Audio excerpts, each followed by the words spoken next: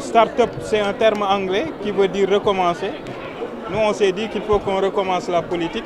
On n'en a jamais fait, les temps qu'on y entre, mais en y entrant, il faut qu'on recommence ce qui est là. Avec des compétences, avec des gens de bonne volonté qui croient en l'avenir du Sénégal et qui croient que le Sénégal peut émerger, peut changer de visage à tous les points de vue. Le Sénégal que nous recherchons, c'est le Sénégal où l'homme est au centre, où les gens vivent. C'est pour ça la vision que nous portons en tant que charte politique, c'est la vision vive, dundu lenen. Dañu bëgg nit ñi dundu lenen, on veut que les gens vivent et c'est la vision vers le renouveau. Oui, c'est extrêmement important. Moi, je suis jeune, je vis au quotidien la douleur et les difficultés que les jeunes éprouvent au Sénégal. Ils sont en train de partir au Nicaragua, en France, en Espagne et ailleurs. Et c'est des compétences que nous sommes en train de perdre. Il faut qu'on arrive à redonner de l'espoir aux jeunes. Et donc je pense que tout notre programme est axé autour de la satisfaction des besoins de l'homme à chaque étape de sa vie. Et les jeunes y jouent un rôle extrêmement important. L'axe 3 de la vision Dundu Lenen, c'est emploi et pouvoir d'achat. Donc il faut qu'on arrive à permettre à cette jeunesse qui fait 75% du Sénégal, de la population sénégalaise, d'avoir à nouveau espoir. Et avec cet espoir, croire à nouveau en leur pays et avoir envie d'y rester pour permettre à ce pays de se développer. C'est extrêmement important. Alors, recommencer la politique, est-ce à dire déconstruire tout ce qui a été fait jusque-là? Non, absolument pas, parce que le Sénégal, c'est une continuité. Je pense qu'il faut être nihiliste pour dire que les gens qui sont passés n'ont rien fait. Le président Abdou Diouf a fait et il y a des choses qu'il n'a pas faites. Le président Wade a fait, il y a des choses qu'il n'a pas faites.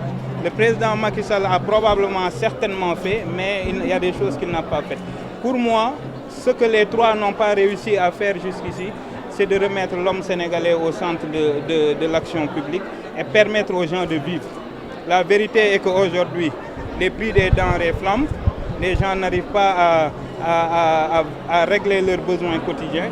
Les gens n'ont pas accès à un logement, ils n'ont pas accès à l'électricité dans certaines contrées de ce pays, ils n'ont pas accès à l'eau, ils n'ont pas un emploi. Quand ils sont malades, ils n'arrivent pas à se soigner, on leur demande des cautions qu'ils n'arrivent pas à payer.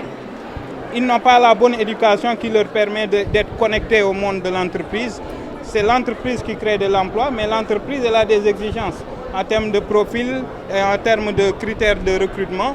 Nos jeunes, malheureusement, n'ont pas cette formation-là qui leur permet aujourd'hui d'être attractifs par rapport à l'entreprise. Donc, c'est tout cela maintenant qu'il faut refaire pour continuer, bâtir sur ce qui a été fait jusqu'ici et permettre au Sénégal de franchir un autre cap. Un cap où les gens regagnent de l'espoir. Moi, je pense que c'est une chance pour le Sénégal. C'est la preuve de la vitalité démocratique de notre pays. Trop de candidats tuent les candidatures, probablement, mais il faut aller voir les profils des candidats. Parce qu'aujourd'hui, c'est plein de gens qui sont des technocrates, qui ont des expériences par-ci, par-là, qui ont une valeur ajoutée qu'ils peuvent apporter à leur pays. Donc ces gens-là, moi je demande aux journalistes de faire l'effort d'aller chercher le parcours de ces gens-là et de procéder par élimination. Donc le nombre c'est important. Il est évident que tout le monde ne pourra pas être président de la République. Il est évident que tout le monde ne pourra pas passer le cap des parrainages. Il est évident que certains y vont certainement pour pouvoir compter. Donc les stratégies varient les uns, mais les journalistes doivent faire le travail aussi pour aller éplucher le dossier de ces gens-là pour savoir qui ils sont. C'est une coalition qui sera près du pouvoir ou Nous, on est une coalition Dundu. La coalition Dundu est une coalition qui prône la vie des gens et des Sénégalais. On n'est pas du pouvoir et on n'est pas de l'opposition. Donc ça, il faut que ça soit très clair. On est une position médiane, centriste. Lu baax ci pouvoir dinañ ko jël, lu nekk ci opposition baax fa dinañ ko jël. Sénégal, on est arrivé à un moment où il faut qu'on unisse. Il faut qu'on rassemble. Nañu bàyyi opposition pouvoir. Ça nous retarde.